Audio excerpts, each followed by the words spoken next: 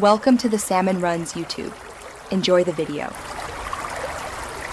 You start by creating the bucket now, open Cloud Console or use G-Cloud.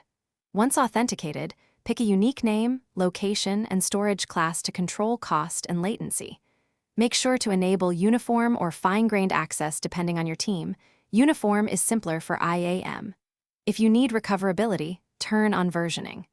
Use G-Cloud storage buckets create or the console create bucket flow. Confirm billing is active, and your project has the storage API enabled before proceeding. Once the bucket exists, upload files using GSUDL CP for bulk or the console for single files. Client libraries give programmatic control. Make sure to configure lifecycle rules to transition to nearline or coldline and to delete old objects automatically. If compliance matters, set retention policies and use CMEC for encryption. For controlled access, grant storage object viewer or admin roles. Use signed URLs for temporary access.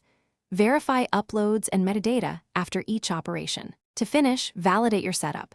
Test reads and writes from intended clients and check IAM permissions.